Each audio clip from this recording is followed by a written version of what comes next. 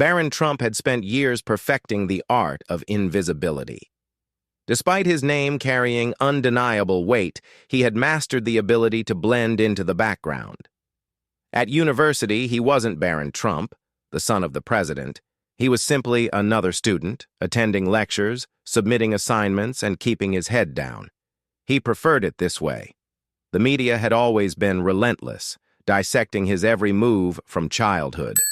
Unlike his older siblings, who embraced or at least tolerated the spotlight, Barron wanted no part of it. He had seen firsthand how quickly the world judged, how headlines twisted reality, and how even the most innocent gestures were spun into controversy.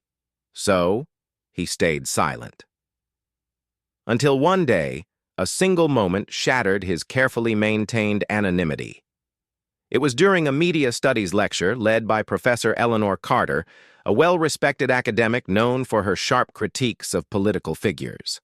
That day, the discussion revolved around public perception and media manipulation. The topic? The role of first ladies in political narratives. The professor paced at the front of the room, her hands gesturing animatedly as she spoke. First ladies have historically played an interesting role in shaping political figures. Some, like Michelle Obama or Eleanor Roosevelt, have taken active leadership roles. Others, however, have been more ornamental. A few students chuckled. Professor Carter smiled knowingly before continuing. Take Melania Trump, for example. Here we have someone who remained largely silent during her time in the White House, whose biggest initiative was an anti-cyberbullying campaign that barely left a mark. A former model, fluent in multiple languages, sure. But was she truly influential? Or was she simply a display piece? More laughter rippled through the room. And that was when it happened. A voice, calm but unmistakably firm, broke through the murmurs. That's an oversimplification, Professor. The room fell silent as heads turned toward the speaker. Barron Trump, the quietest student in the class, had just spoken. Professor Carter raised an eyebrow, clearly intrigued. Oh? Care to elaborate? Barron's heart pounded, but he kept his gaze steady. He hadn't planned this. He had never intended to draw attention to himself. But something in him refused to let his mother's legacy be reduced to a joke. Melania Trump wasn't just a display piece. She's an immigrant who worked her way to the White House, mastering 5 languages along the way.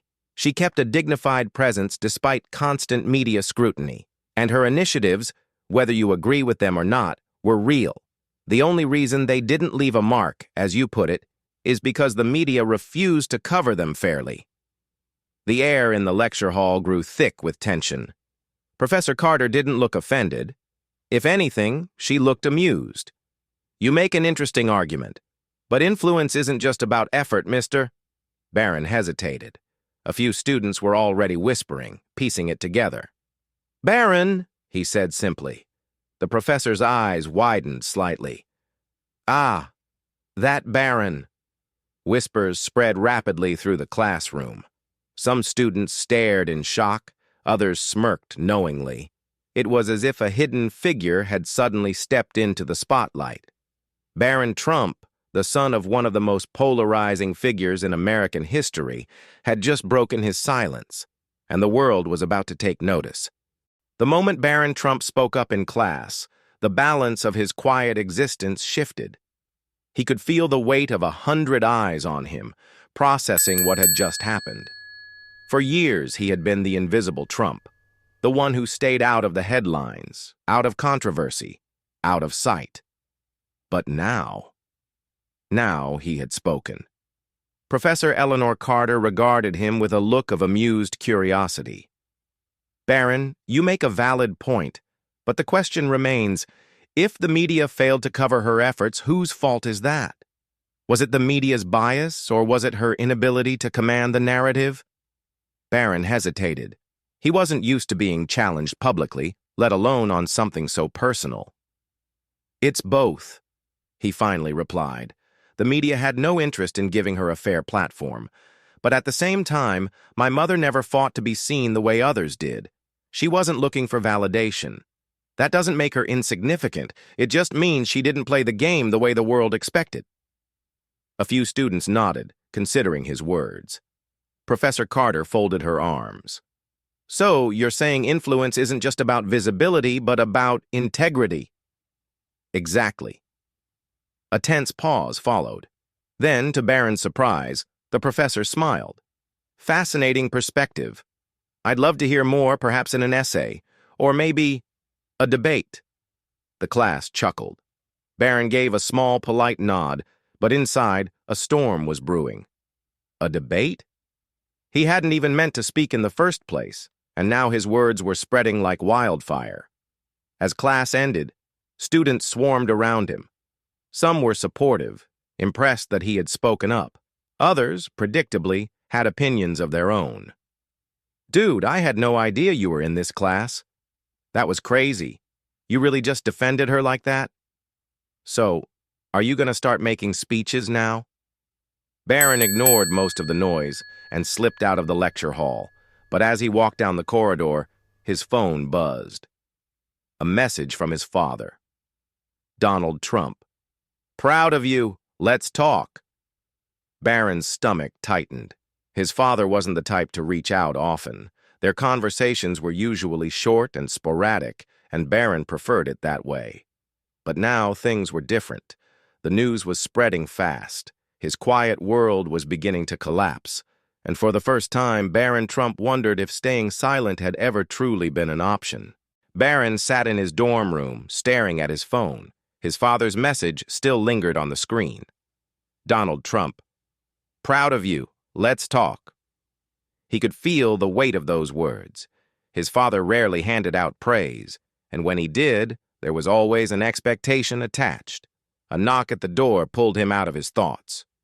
Dude, open up! Barron sighed, already knowing who it was. He walked over and pulled the door open to reveal Jake, his roommate, and one of the few people who actually treated him like a normal person. Man, you really did it this time, Jake said, pushing past him into the room. You're all over Twitter. People are either calling you a genius or a spoiled rich kid trying to sound deep. Barron ran a hand through his hair. Great. Exactly what I wanted. Jake flopped onto the bed, scrolling through his phone. You might want to see this. He turned the screen toward Barron. It was a clip from class. Someone had recorded his response to Professor Carter and posted it online. The caption read, Barron Trump speaks up in class, and he actually makes a solid point. The comments were a mixed bag. I never thought I'd agree with a Trump, but damn, the kid has a point. This is just privilege disguised as intelligence. He's literally the only Trump that isn't embarrassing. Melania really raised him right. Barron exhaled sharply. It was happening. His name was out there in a way it hadn't been before. What are you going to do? Jake asked, watching him. Barron didn't answer right away. His entire life he had been the quiet one, the one who stayed away from the chaos. But now, whether he liked it or not, people were listening. He picked up his phone and stared at his father's message once more. Then, without overthinking it, he hit call. The phone rang twice before his father's voice came through. Barron, finally you're showing some fight. You did good, kid. Very good. Barron hesitated. I wasn't trying to make a statement. Doesn't matter. You did. And now people are talking about you. Barron could hear the excitement in his father's voice. It wasn't just about the moment. It was about what came next. Listen, you need to be smart about this. The media will try to twist your words, but you've got something they didn't expect. You're different. You're sharp. You're not like the others. Barron felt his jaw tighten. He knew what was coming. We should talk strategy. Maybe an interview, maybe... Dad, I'm not looking for a spotlight. A pause. Then, a chuckle. Kid, you don't get to choose that anymore.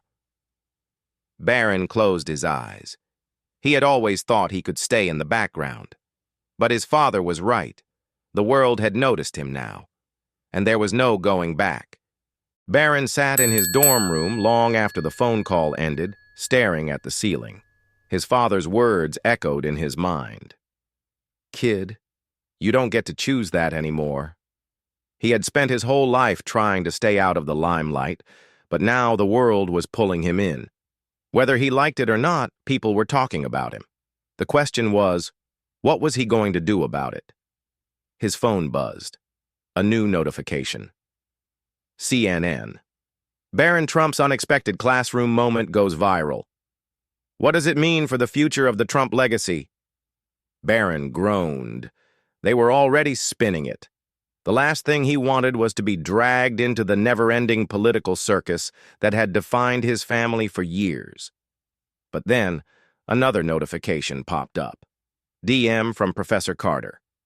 "Barron, your perspective in class today was refreshing. If you're open to it, I'd love to hear more of your thoughts. Let's talk." Barron sat up. This was different. This wasn't about politics. This was about ideas, about thinking for himself. For the first time in a long time, he felt like he had a choice. He took a deep breath and opened his laptop.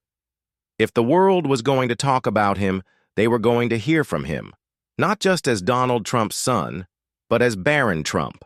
And this time, he wouldn't stay silent.